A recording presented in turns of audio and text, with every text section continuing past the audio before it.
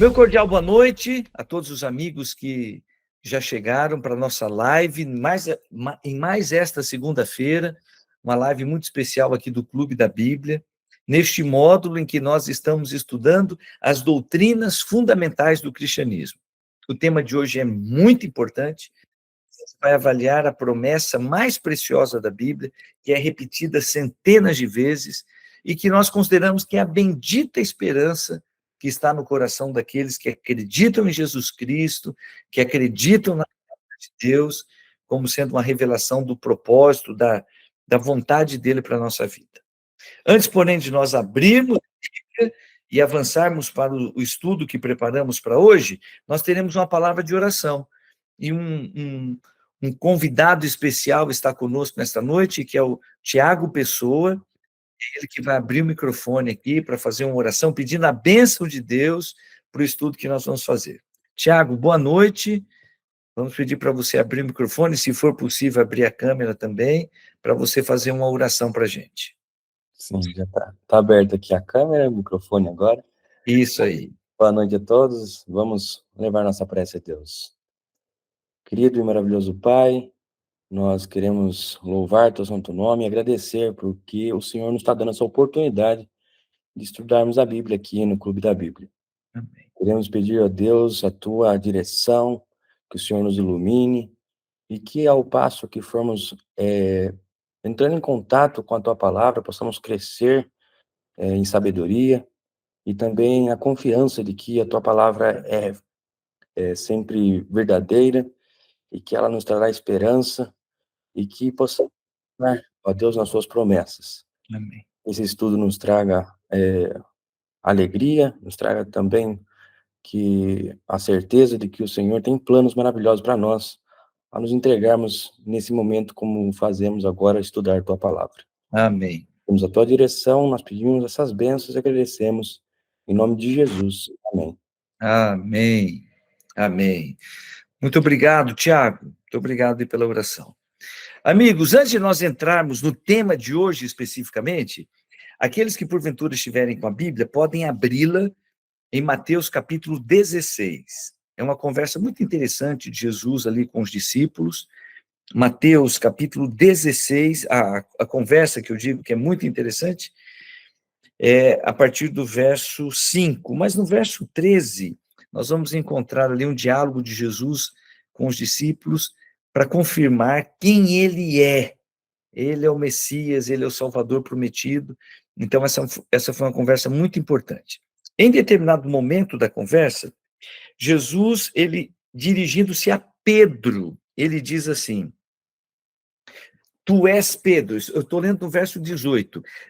Um detalhezinho, sempre que é possível, o Tiago, que coordena aqui o Clube da Bíblia, o Tiago de Benedito, ele vai colocando aqui no chat, no box de conversa, ele vai colocando os versos da Bíblia que a gente vai lendo. Então, vamos lá. O texto que a gente quer destacar é este. Mateus capítulo 16, verso 18. Jesus, olhando para Pedro, disse: Eu lhe digo que você é Pedro, e sobre esta pedra edificarei a minha igreja, e as portas do inferno não prevalecerão contra ela. Está aqui a mensagem. E aí um colega fez a pergunta: tá, que pedra é esta sobre a qual Jesus edifica a igreja? Porque aí surge a dúvida: a igreja foi edificada sobre Pedro ou a igreja foi edificada sobre Jesus? Quando a gente lê esse texto, dá margem para a gente ter as duas interpretações. Então, dois detalhezinhos para a gente matar a charada. O primeiro detalhe: em português, a gente tem Pedro e pedra, assim, muito próximos, né? Só muda uma letra. Em grego, também. Então, para vocês terem uma ideia, em grego, a palavra Pedro é Petros. E a palavra pedra pode ser Petros ou Petra. São duas palavras muito parecidas, mas o significado delas é diferente. Petros, que também é traduzido como Pedro, significa uma pedra pequena, uma pedrinha, um seixo. Petra, A melhor tradução para o português seria rocha. Então, se a gente fosse só usando as palavrinhas aqui, do original em grego, nós diríamos assim: eu digo que você é Pedro, você é Petrós.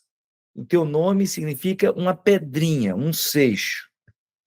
E sobre esta Petra, aí está no original, Petra, sobre esta rocha edificarei a minha igreja. Pedro, você é pedrinha, mas eu vou edificar a minha igreja sobre a rocha. Quem seria a rocha? Aí, só da gente entender que tem a diferença entre as duas palavras, a gente pode imaginar que Petra, rocha, não estaria se referindo a Pedro. Mas para a gente matar a charada, existem outros textos na Bíblia referindo-se a Jesus e dizendo que ele é a pedra angular, ou em algumas versões diz a pedra de esquina, a pedra principal. Naquela época, muitas das construções eram feitas de pedra, e o alicerce não era como a gente faz hoje, com concreto, com ferro. Os alicerces eram pedras grandes. E para colocar na esquina, onde tinha junção de mais de uma parede, para colocar no ponto que sustentava o prédio, eles pegavam grandes rochas. E agora, olha o que o apóstolo Pedro escreveu, referindo-se a Jesus Cristo. Se você estiver com a Bíblia, 1 Pedro, capítulo 2, versos 4 a 7. E aí, Tiagão, se você puder compartilhar com a gente, 1 Pedro, capítulo 2, verso 4 a 7. Agora é Pedro, referindo-se a Jesus Cristo, e como é que ele o considera. Capítulo 2, verso 4 a 7. Eu vou ler aqui na minha Bíblia, enquanto isso o Tiago vai providenciando o texto para compartilhar aqui com a gente. O apóstolo Pedro está se referindo a Jesus, tá? Ele diz assim: à medida que se aproximam dele, se aproximam de Jesus, a pedra viva, rejeitada pelos homens, mas escolhida por Deus e preciosa para ele. Vocês também estão sendo utilizados como pedras vivas na edificação de uma casa espiritual. Está se referindo à igreja aqui, para serem sacerdócio santo, oferecendo sacrifícios espirituais a Deus por meio de Jesus Cristo. Porque assim é dito na Escritura. Agora é um texto lá no livro de Salmos. Eis que põe em Sião uma pedra angular, algumas versões dizem uma pedra de esquina, escolhida e preciosa, e aquele que nela confia jamais será envergonhado. Portanto, para vocês, aqueles que creem, esta pedra, referindo-se a Jesus, é preciosa. Mas para aqueles que não creem, a pedra que os construtores rejeitaram tornou-se a pedra angular. E aqui, como eu disse, referindo-se a um texto que está lá no livro de Salmos. A pedra que os construtores rejeitaram tornou-se a pedra de esquina. Quando você vai lá em 1 Pedro, capítulo 2, você descobre que esse texto é uma referência a Jesus Cristo. Então, se alguém tivesse alguma dúvida do tipo assim, tá, mas quando Jesus usou aquela expressão conversando com Pedro, tu és Petrós, tu és Pedro, pedrinha, seixo, e sobre esta pedra, Petra, rocha, eu edificaria a minha igreja. Tá, Jesus estava falando de Pedro ou estava falando dele mesmo? Aí a gente pergunta para Pedro, Pedro, qual é a pedra angular, a rocha, a Petra que sustenta a igreja? E Pedro vai responder: é Jesus Cristo. Vocês estavam pensando que era quem? É Jesus. Então, se a gente fosse usar assim uma expressão, é simplista, tá? Mas se a gente fosse imaginar o diálogo entre Jesus e Pedro, Jesus estaria dizendo para Pedro: Pedro, você é uma pessoa tão importante, eu chamei você para ser meu discípulo, mas você é uma pedrinha e eu sou uma rocha. Sobre esta rocha eu edificarei a minha igreja. Jesus Cristo é o fundamento, ele é a rocha, ele é que sustenta a igreja, ele é o fundador da igreja, ele é a razão e o mantenedor da existência da igreja. Então, quando a gente olha para a Bíblia, ainda que possa haver margem para alguém interpretar que a igreja foi edificada sobre Pedro, a gente acaba descobrindo por outros textos de que a pedra sobre a qual a igreja foi edificada não foi Pedro, foi Jesus Cristo, como o próprio Pedro falou. Muito bem, com esta pequena explicação, eu quero encerrar o tema da semana passada. Semana passada o tema foi igreja. Qual é o propósito? Quem estabeleceu? O que significa igreja? Você que perdeu essa videoaula pode encontrar depois o link para você assistir. Então, fechamos aqui dizendo: Jesus é a rocha sobre a qual a igreja foi edificada. E agora vamos para o tema de hoje. Qual seria, se você quiser arriscar, e vários de vocês aqui já sabem a resposta, qual é a promessa mais preciosa? A promessa que insistentemente é repetida na Bíblia. Para vocês terem uma ideia, só no Novo Testamento nós encontramos 311, podemos arredondar aqui, 300, são 311 para ser mais exato, mas nós encontramos 300 alusões a esta promessa, só no Novo Testamento. Que promessa seria esta? Se você tem alguma ideia, se você quer compartilhar aqui a sua opinião, pode ir lá no chat e escrever. A promessa mais preciosa, muito enfatizada na Bíblia, não apenas pelos profetas, mas de maneira especial pelo próprio Senhor Jesus Cristo, é a promessa tal. Qual promessa seria? Tiago, enquanto os colegas vão responder aqui, qual é a promessa central ali do Novo Testamento? Considera que é a bendita esperança, eu quero. Ó, o José Edmilson já colocou aqui a opinião dele. Está dizendo que essa grande promessa é a volta de Jesus. Eu gostaria, Tiago, eu gostaria que você compartilhasse aqui com a gente um texto que Jesus, é uma conversa de Jesus na última noite em que ele estava com os discípulos.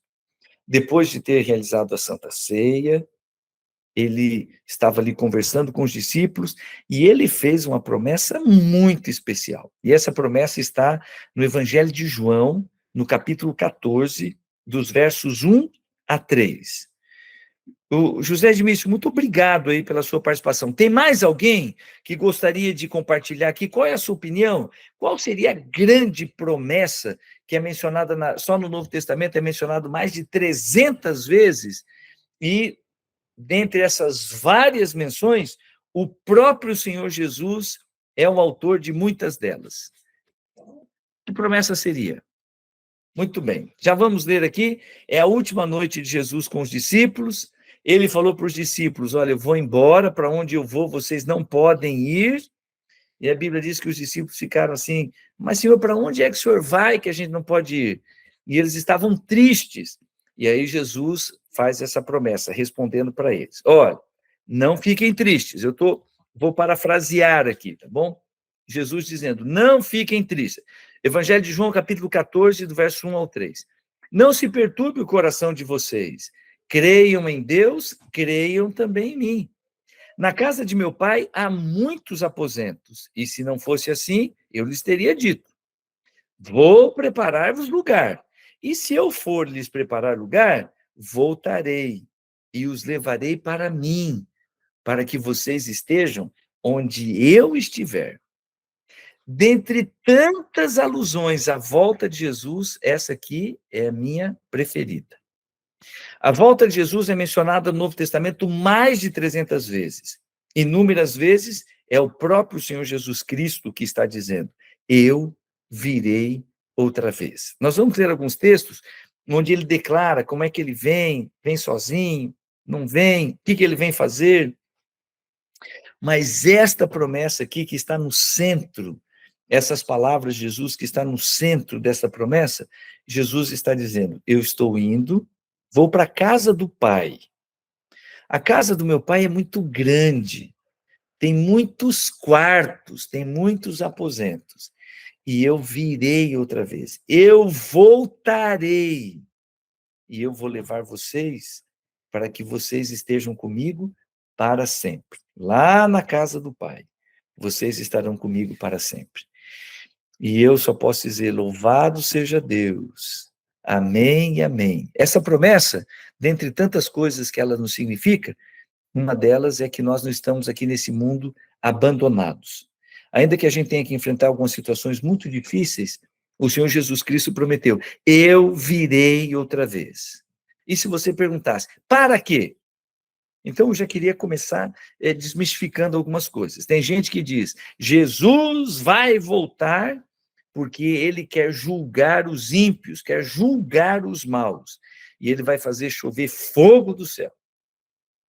Será que Jesus esvaziaria o céu, viria aqui na terra acompanhado dos anjos, só para destruir os maus? Só, entre aspas? Seria essa a grande motivação de Jesus? Outras pessoas dizem, Jesus vai voltar porque não dá para suportar o sofrimento e a quantidade de mal que existe aqui nesse mundo. Então ele vem para dar um basta. É verdade. É verdade. Jesus vai voltar e ele vai dar um basta na história da maldade, do pecado aqui nesse mundo. Mas a grande razão, o motivo pelo qual Jesus vai voltar é para buscar os seus filhos. Se você tivesse que gravar no meio dessa enorme promessa, grava isto: Jesus vai voltar para buscar os seus filhos. O que significou para os discípulos receber essa promessa de Jesus? Para os discípulos foi isso. Senhor Jesus, nós vamos ficar tristes porque o Senhor vai ressuscitar e vai voltar para o céu. Mas nós vamos te esperar, porque o Senhor prometeu que o Senhor vai voltar. Nós estaremos aqui te esperando. Algumas coisas que a gente pode destacar em relação a essa promessa da volta de Jesus. A primeira delas, Apocalipse, capítulo 1 e o verso 3. É um texto muito conhecido, mas vale a pena a gente ler de novo. Lá no final da Bíblia, Apocalipse, capítulo 1, falei verso 3 ou verso 7, perdão. Apocalipse 1. Tem hora que a memória deixa a gente meio na mão. Então, deixa eu só conferir aqui, Tiago, antes de falar exatamente qual é o texto. Apocalipse capítulo 1 e o verso 7. O primeiro aspecto que eu gostaria de destacar sobre a promessa da volta de Jesus é que ela será visível. Nós teremos outros textos, mas eu gostaria de destacar este aqui. A primeira frase diz: eis que ele, referindo-se a Jesus Cristo, eis que ele vem com as nuvens, e todo olho verá. Algumas pessoas entendem que a volta de Jesus ela vai acontecer de maneira secreta. Apenas algumas pessoas é que irão identificá-lo, apenas algumas pessoas é que irão vê-lo. Mas a Bíblia é enfática em dizer que todo olho verá. Uma vez eu estava conversando com um amigo e ele falou assim: veja, pastor, todo olho cristão, todo olho que tem fé, todo olho de um crente vai ver Jesus voltando. Mas aqui na continuação do verso diz que até mesmo aqueles que o traspassaram. A gente entende que, por ocasião da volta de Jesus, aquilo que ele disse aos seus perseguidores vai acontecer.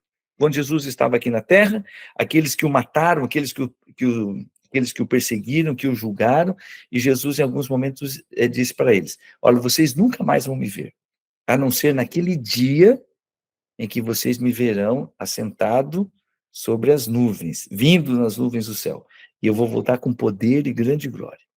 Então a gente entende que, de alguma maneira, essa profecia de Jesus vai se cumprir e que até mesmo aqueles que já morreram, que foram responsáveis pela crucifixão, pela traição, pela tortura de Jesus, mas que já morreram, eles irão ressuscitar para ver. E essas pessoas eram ímpias, então não dá para a gente dizer assim, não, a volta de Jesus não vai ser visível para todos, é somente para aqueles que têm fé.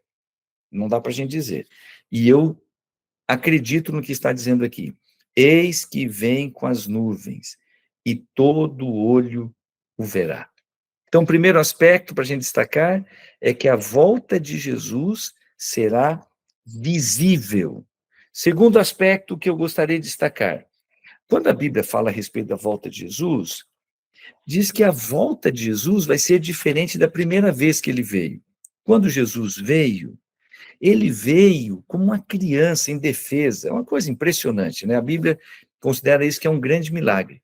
O rei do universo, o criador de todas as coisas, vir a esse mundo em forma humana e nascer como um indefeso bebê, como um nenezinho, que teve como primeiro berço um coxo.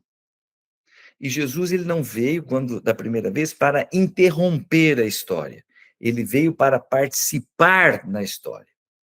Mas quando a Bíblia se refere à segunda vinda de Jesus, diz que ele virá com os anjos e com poder e grande glória.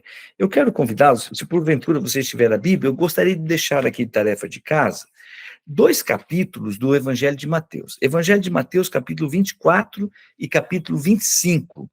Esses 2 capítulos da Bíblia fazem parte de uma conversa, de um discurso de Jesus com os discípulos, onde, que a gente chama, né, o sermão profético. A gente chama essa conversa de Jesus com os discípulos de um sermão profético. E ele vai falar muitas coisas. Vai falar sobre os sinais que antecederão a sua vinda. Haverá sinais para identificar quando é que Jesus vai voltar. Ele apresenta esses sinais.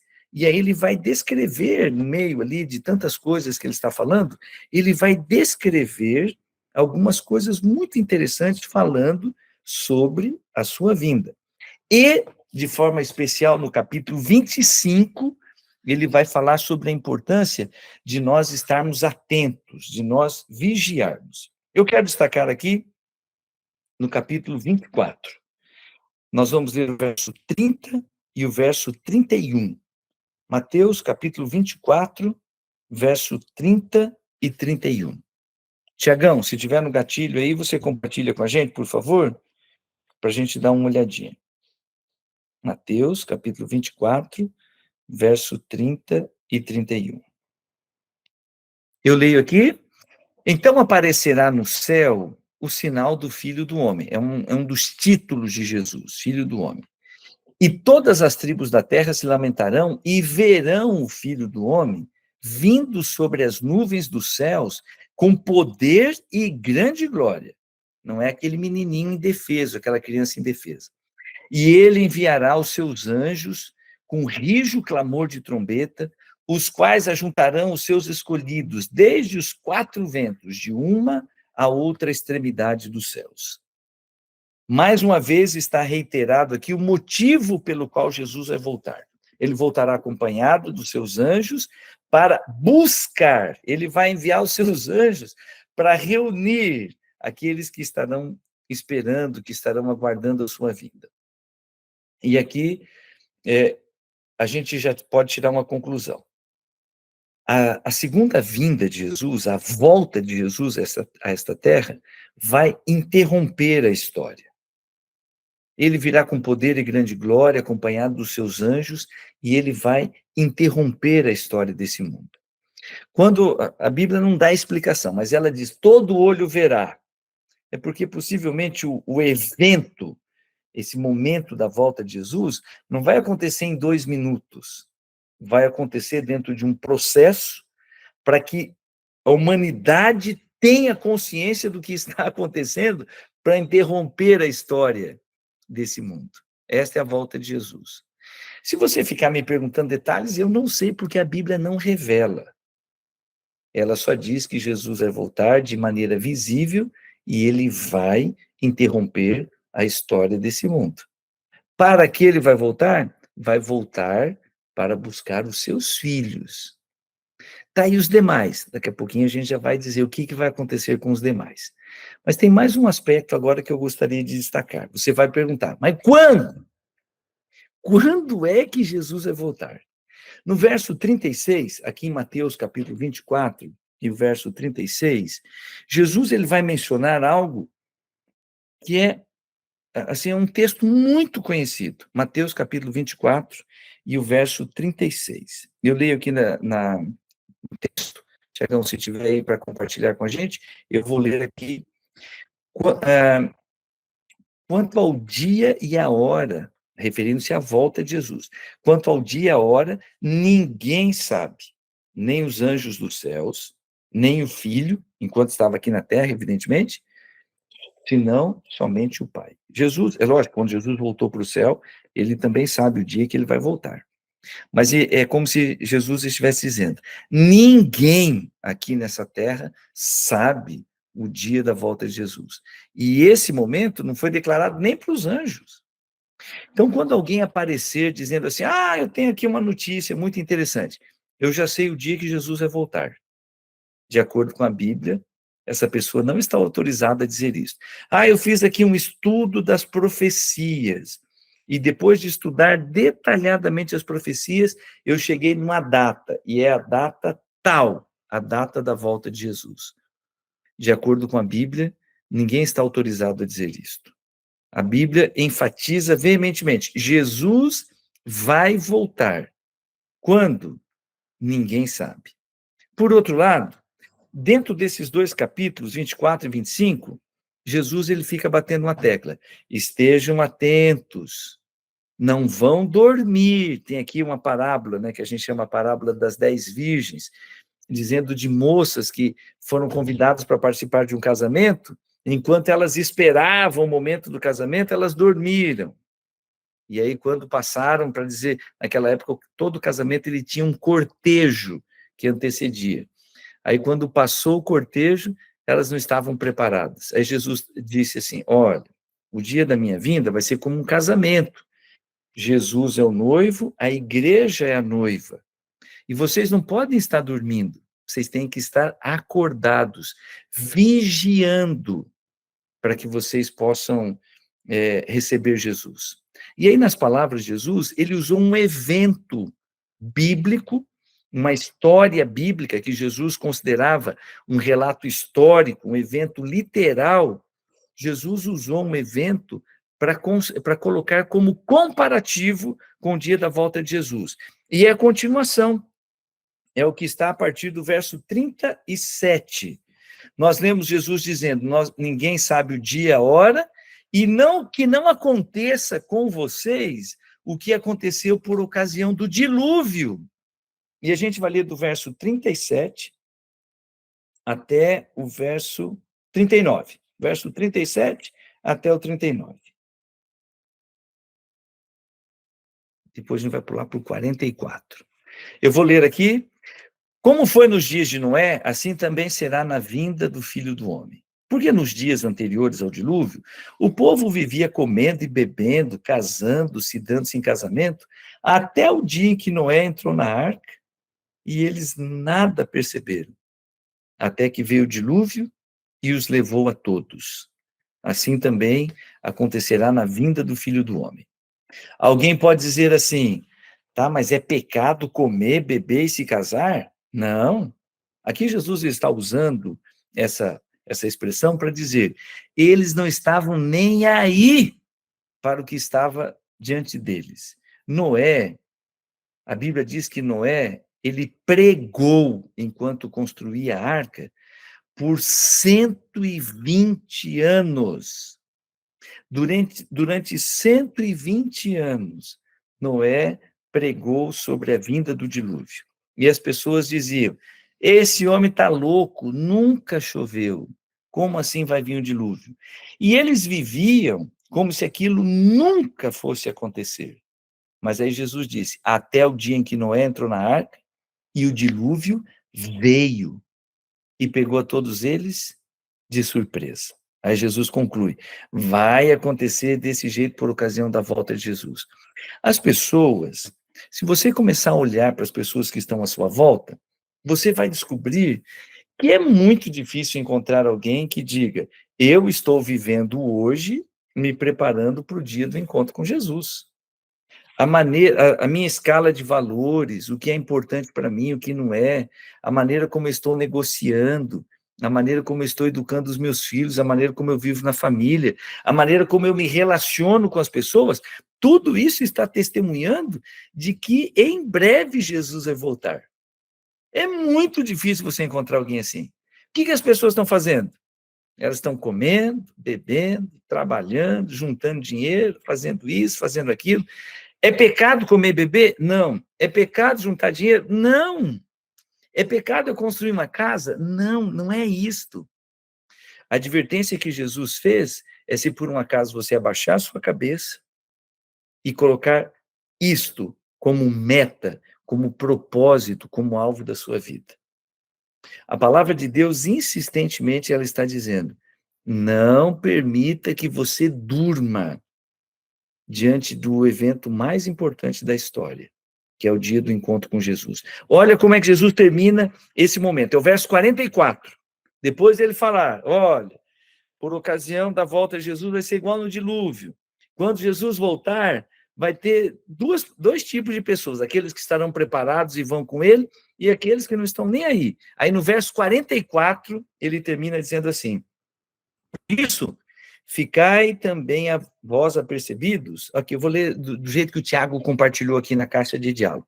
Assim também, vocês precisam estar preparados, porque o Filho do Homem virá numa hora em que vocês menos esperam. Ainda que Jesus tenha deixado sinais da sua vinda, ele virá numa hora em que a gente não vai estar esperando. Vai ter outro momento que ele diz, ó, virá como ladrão. E eu não sei se acontece com você, né, mas a gente sempre espera o ladrão. Só que o ladrão chega no dia que a gente não está esperando. Quando eu digo que a gente sempre espera, eu imagino que você tem a sua casa protegida, que você tranque a porta. Por que você está fazendo isso? É porque está esperando o ladrão.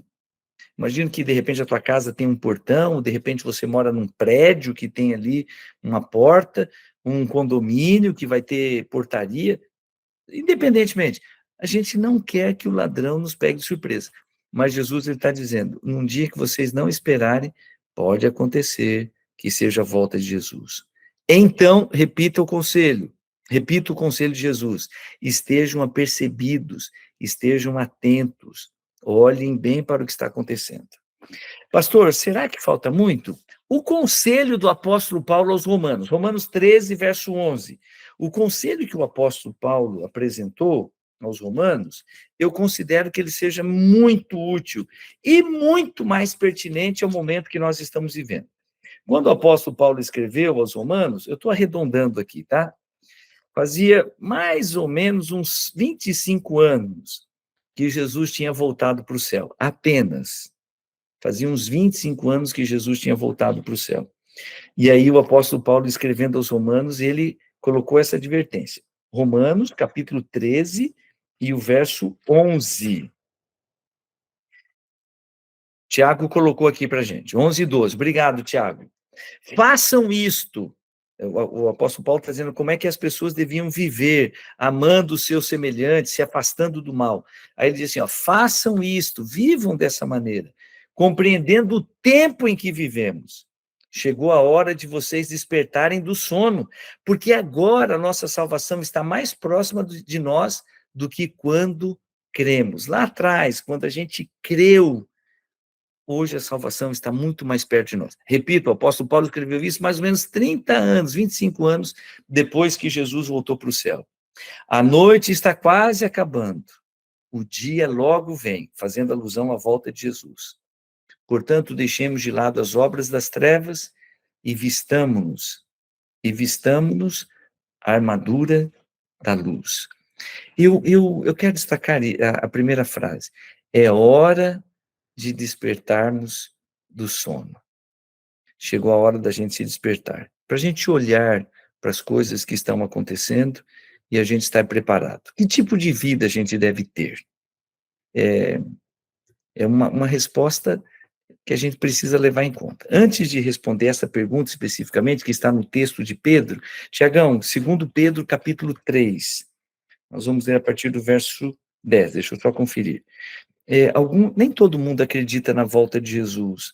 Aí o apóstolo Pedro, perdão, falando que por ocasião da volta de Jesus nem todos iriam acreditar, ele chega ao ponto de dizer que alguns vão zombar da volta de Jesus. E eu quero convidá-los aí para a gente ler. Esse texto aqui merece a gente ler assim, a partir... será que Jesus está demorando? Deixa eu só ver aqui. Verso 3 e 4, Tiago. Segundo Pedro, capítulo 3, versos 3 e 4. E depois a gente vai ler a partir do verso 8. Segundo Pedro, capítulo 3, primeiramente o verso 3 e 4, e depois a gente vai ler do verso 8 em diante. O apóstolo Pedro está dizendo assim, alguns estão dizendo, está demorando demais. Olha só como está escrito. Antes de tudo, saibam que nos últimos dias surgirão escarnecedores, zombando e seguindo as suas próprias paixões. Eles dirão, o que houve com a promessa da sua vinda? Desde que os antepassados morreram, tudo continua como desde o princípio da criação. Então, deu para entender? Vão aparecer pessoas dizendo, que volta de Jesus, que nada. Jesus não vai voltar. Mas está escrito na Bíblia, Jesus prometeu, isso é história para boi dormir, não acredita nisso. Mas aí vem o que está escrito a partir do verso 8. Não se esqueçam disto, amados, para que eles achem que Jesus está demorando, tá? Não se esqueçam disto. Para o Senhor, um dia é como 1000 anos, e 1000 anos como um dia. O Senhor não demora em cumprir a sua promessa, como julgam alguns. Pelo contrário, ele é paciente com vocês, não querendo que ninguém pereça, mas que todos cheguem ao arrependimento. O dia do Senhor virá, porém, como ladrão.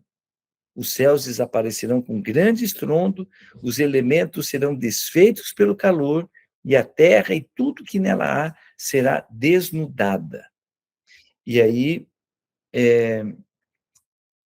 será desnudada. Aí o Tiago colocou a partir do verso 14, Tiago. Portanto, amados, enquanto esperam essas coisas, empenhem-se para serem encontrados por ele em paz, imaculados e inculpáveis. Tenham em mente que a paciência do nosso Senhor significa salvação, como também o nosso amado irmão Paulo lhes escreveu com a sabedoria que Deus lhe deu. E aí, continua. Vou deixar aqui tarefinha de casa também, o capítulo 3, segundo Pedro, capítulo 3. O apóstolo Pedro está falando sobre a volta de Jesus e a maneira como as pessoas estarão lidando com ela. Eu leio aqui na minha Bíblia, versos 11 e 12. Visto que todas estas coisas hão de ser assim desfeitas, deveis ser tais como aqueles que vivem santo procedimento e piedade. Estou lendo o verso 11, agora o 12. Esperando e apressando a vinda do dia de Deus, por causa do qual os céus serão desfeitos e os elementos abrasados serão desfeitos. Esperando. Que tipo de pessoa, que tipo de vida a gente deve ter? Esperando e apressando a volta de Jesus. E eu quero encerrar com um texto que são palavras do apóstolo Paulo, Tito, capítulo 2, e a gente vai ler do verso 11, deixa eu só conferir aqui, até o verso, Tito 2, verso 11 até o verso 14. Tito, capítulo 2, verso 11 até o verso 14.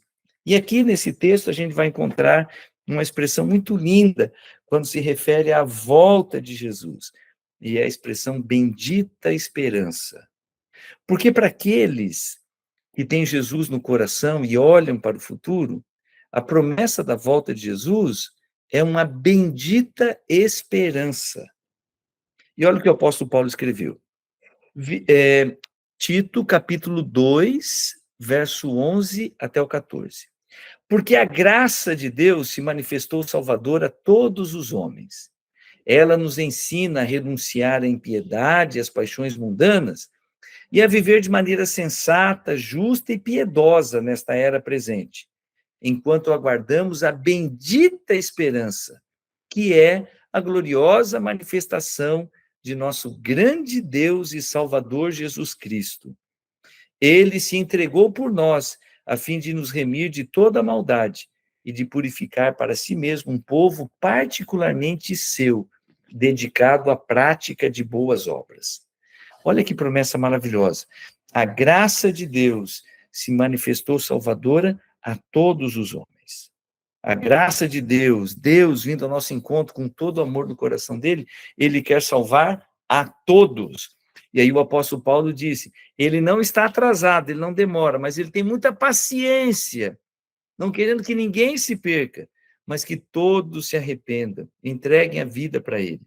E aqui o apóstolo Paulo está dizendo, a gente tem que viver aguardando, a gente tem que viver apressando a volta do Senhor Jesus.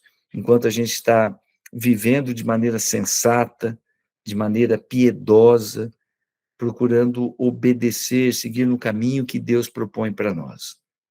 Meus queridos, eu quero encerrar dizendo, o inimigo, o diabo, ele tem se esforçado para que as pessoas tenham medo da volta de Jesus. E eu fico, assim, impressionado com a quantidade de pessoas que distorcem a promessa e apresentam a promessa da volta de Jesus como se fosse uma ameaça, quando, na verdade, a volta de Jesus é uma das maiores promessas que ele nos fez. Aqueles que são pais vão entender o que eu quero dizer. Eu tenho filhos já criados, mas quando os nossos filhos são pequenos, a gente chega em casa, eles fazem uma festa, eles vêm correndo para encontrar a gente. E no sonho de Deus, ele prometeu, eu vou voltar.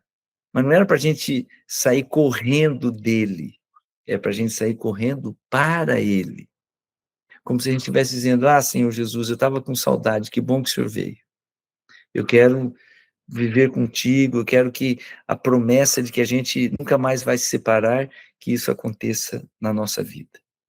Então, levando-se isso em conta, todas as vezes que você encontrar um texto que vai falar na Bíblia sobre a volta de Jesus, dizendo que ela vai ser visível, que vai ser para interromper a história da humanidade, que é para a gente não dormir, que é para a gente estar vigiando, que é para a gente estar preparado, dizendo que Jesus vai voltar com seus anjos para nos buscar, para morar na casa do Pai. Todas as vezes que você encontrar alguma alusão à volta de Jesus, lembre-se, é uma promessa, não é uma ameaça. Eu trabalhei como professor de Bíblia num colégio, ele era professor de ensino religioso, num colégio lá em Porto Alegre, no Rio Grande do Sul. E um dia, estudando a Bíblia com os alunos, a gente passou nesse assunto. E um deles disse, professor, eu sonhei com a volta de Jesus. Ele era um aluno muito brincalhão, e no primeiro momento eu fiquei na dúvida se ele estava querendo fazer alguma piada ou se era verdade. E ele falou assim, eu sonhei com a volta de Jesus. Pelo tom de voz, eu percebi, opa, deve ser coisa séria. E eu disse para ele, amém! Que coisa boa que você sonhou com a volta de Jesus. Ele falou assim, amém não, professor. Foi um pesadelo, não foi um sonho.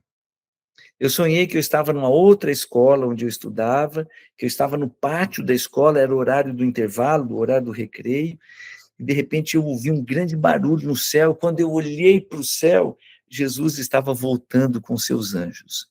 Eu falei, e aí? Ele falou, professor, eu senti um terror tão grande que eu saí correndo, no sonho dele, tá?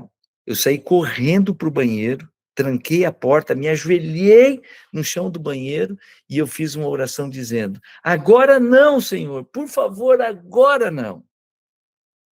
E ele, narrando o sonho, e a sala de aula era com alunos de 15, 16 anos, primeiro ano do ensino médio, e ele narrando o sonho, e teve um silêncio na sala de aula. E eu percebi que aquele sentimento dele era correspondido pelos colegas. Quando eles pensavam na volta de Jesus, a vontade era de sair correndo, se esconder e dizer, agora não, Senhor.